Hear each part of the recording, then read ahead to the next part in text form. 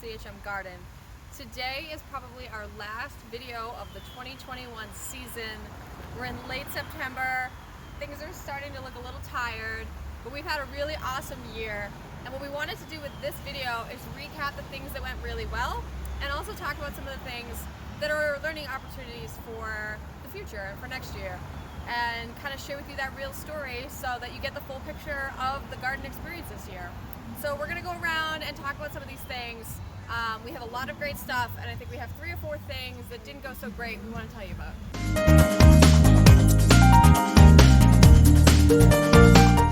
So one thing that was a huge success this year was our pollinator bed. And we grew sunflowers and zinnias exclusively for birds, bees, and all the pollinators that we hoped would visit the rest of our garden. And it doesn't look its best right now, but it was super successful, and back in July and August it was gorgeous. A few really great blooms here for anyone that's loving zinnias.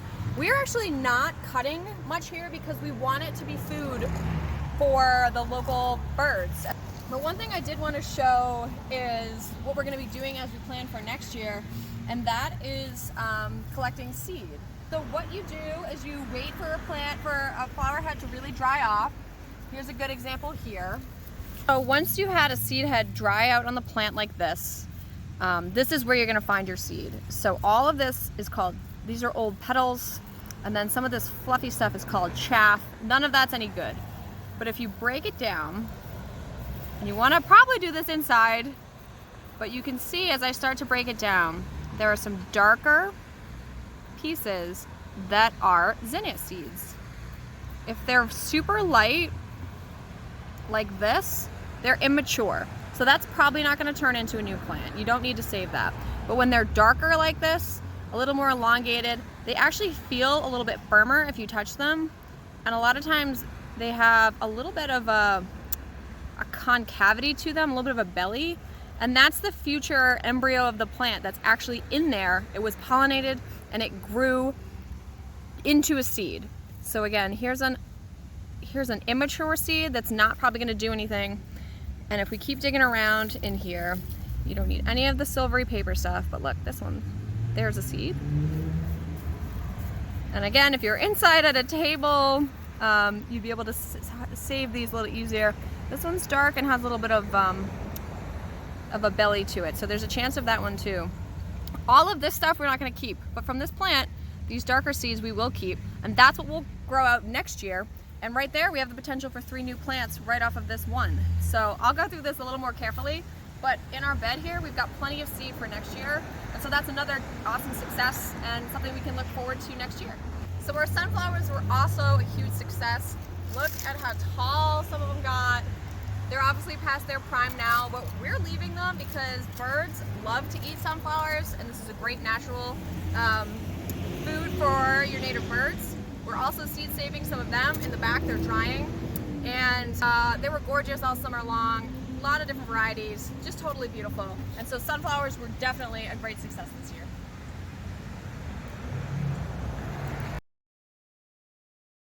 So here we have 2 really good successes. Our early introduced crops. This is now an empty bed because you got to check out our earlier video. We've harvested our potatoes. We started with 6 seed potatoes and we got a whole bunch of new ones of varying sizes, but it was a super fun project and they were pretty tasty too. In this bed, we did a video about our onions. So this is a little bit of a trick. These are our second onions. We did a whole round of onions and harvested and cured, and that was great as well. And we're gonna compare them with these guys, which we planted once we had the bed empty back in August, because they should be able to overwinter and continue to grow next spring. And so we're kind of interested to see if we can get to that larger size onion. The ones we got were delicious, a little small, and so we're wondering if the longer grow time, including winter, will work. Round 1 was great, and maybe round 2 will be even better next year. Tomatoes were a huge success. We've been picking all summer long. It's late September and we're still getting cherries and even larger tomatoes. And look, we even have green ones that are still coming as long as we don't get a frost. They'll probably keep going. So these have been great. Obviously they're looking a little tired. We started to maybe get a little bit of blight in the summer months, but we tried to stay on top of it. And even more than that, they are super delicious. So we would definitely recommend growing your own tomatoes. These are our bush beans, and you can see they're done. So they're not great right now. We started cleaning out the beds. We'll actually let these compost down a little bit. But the bush beans were great. We harvested all summer long. There's even a few that were still on the plant here, but the plant's getting a little scraggly. We did 3 different sows, which kind of spread out the harvest time, which was awesome, and they're delicious. And they're definitely one of the easier plants to grow. So if you're just beginning or you're not confident, I would say bush beans are a good option. And they were tasty and definitely a success this year.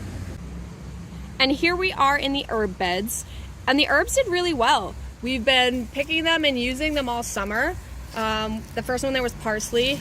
This is lyre leaf sage, which looks tiny, and we didn't get to eat that one yet, but that's actually a perennial, and so this was year 1's growth.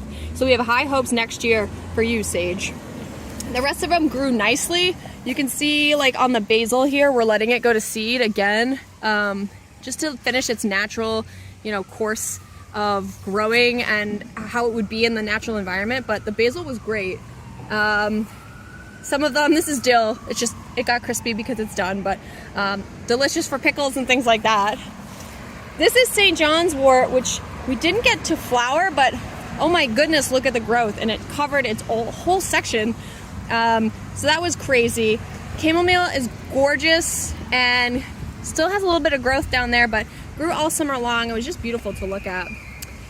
This is mint, and mint can be invasive, so we'll have to keep an eye on it. But again, you can pick it and eat it, and it's great. This is lavender. So again, it didn't bloom this year, but this is lavender from seed, which is great. And so this was just a seed at the beginning of the season. We've got a little lavender plant, and it should come back next year, which if it blooms in the future, we'll be really excited, but it's gorgeous. And here's nasturtium, and nasturtiums were gorgeous as well all summer. They're still in bloom, they still look great, and they're another one that we can collect seed from. So if you see here, these actually, as they continue to dry, these are the seeds. So you got some here, and sometimes they'll fall and self-seed. See here, this is actually a good example. This will produce a plant next year. So you can see they're starting to self-seed, and we can also collect them and just sow them again. So the herbs were really, really great and kind of fun to look at. And they started out pretty well early on, so they were a nice early color to the garden. And like I said, there was fresh herbs all summer long, so who can complain about that? Another thing we loved this year was our native wildflower beds. We did 3 of them, and one thing that's great is that they're pretty easy. We did 2 sows of seeds, and that was it. I think we can do a better job next year, probably weeding, because there are 18 different varieties in here. When they were all coming up, we were a little nervous about pulling a potential wildflower, so a little bit of dog grass got in, and now that we know that, I think we can do a better job pulling that out next year. But what's really exciting is it was gorgeous all summer long. It's still in bloom. It's setting seed pods for native pollinators, for native birds and other animal species. And some of these plants, like the lupines, which you can see down here, will bloom next year. So we haven't even seen all the potential of this. This one's different. We didn't care for it as closely. We kind of let it go, try to look native. It's maybe a little packed in here is one thing we've learned. We really were worried about them germinating, so we jammed a lot of seed in, but it was totally beautiful all year. It's a great contributor to our local ecosystem, and they were just gorgeous. So we would recommend anyone who's interested to sow your own native wildflowers, and we're gonna let this go and see what comes back next year, which will be even bigger and better. Okay, and now some of the things that did not go according to plan.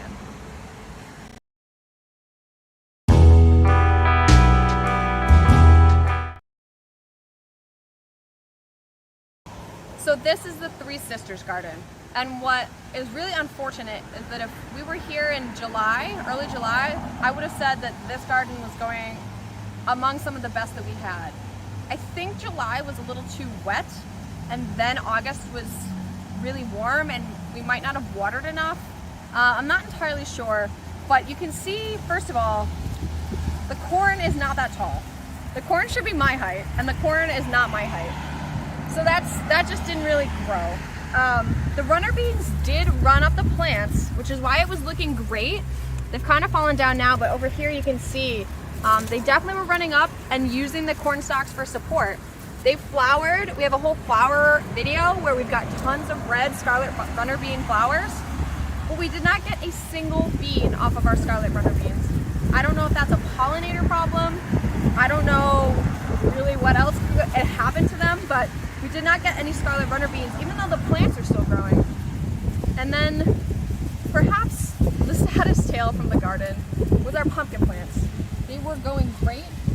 Now they're pretty terrible. They're all crispy, and you know, a lot of squash plants get powdery mildew and they're done. So don't count this. This is not how they looked earlier. They did have an unfortunate encounter with a lawnmower at one point, but we thought we survived that.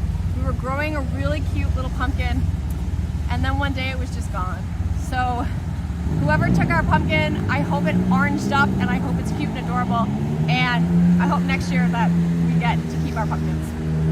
Okay, so despite being mini, I did want to show you the autophyll flint corn, which we promised was going to be extra orange, and it's that corn that's really popular as a polenta corn. And it is. I mean, if you look at this, if it had kept growing, I think it would have been a really cool corn stalk. I mean, it's still really adorable. We could use this in some decorating, or I wouldn't eat it, but it's definitely bright orange, and it's definitely a cute little corn cob, but not exactly the full size we were going for. And if you thought that corn was bad, this is our sweet corn. I don't even have a cob to show you. I think there maybe were some that were starting to develop. I hope it's the squirrels have taken them. Look how short these are. They're not even to my shoulder. They're terrible. They were going okay. They looked okay. I think it was the July rains. Not our best. Just for the record, this is how tall sweet corn should be. This is decorative for our festival coming up. Yeah, we did not do this. And also, they grew cobs. This is what we were going for. This is good sized sweet corn. And at least we have it for decorations. And the last thing that didn't go quite according to plan was our cucumbers. This was in our later introduced section. And I might have even said that we were doing cucumbers because they were definitely going to grow, because cucumbers are easy. And boy, was I wrong. We didn't get a vine. We got plants. They all germinated. We had a few plants, but nobody got any bigger than this.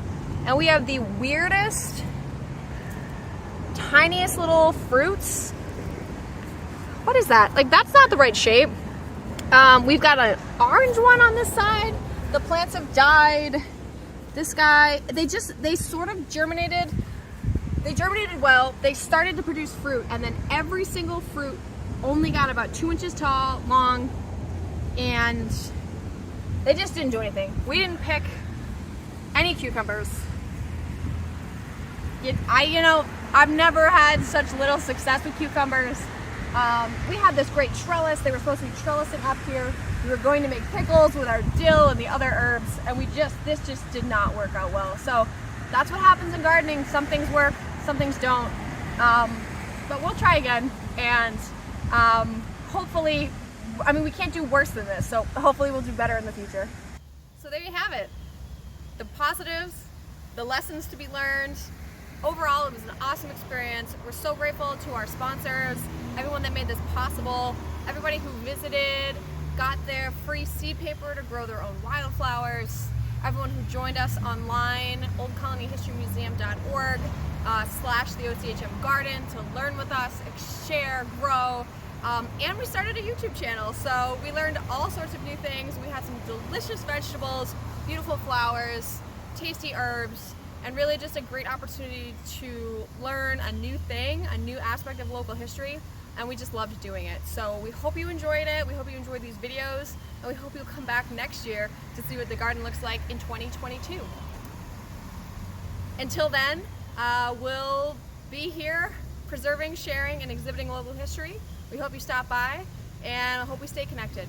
See you in the next video.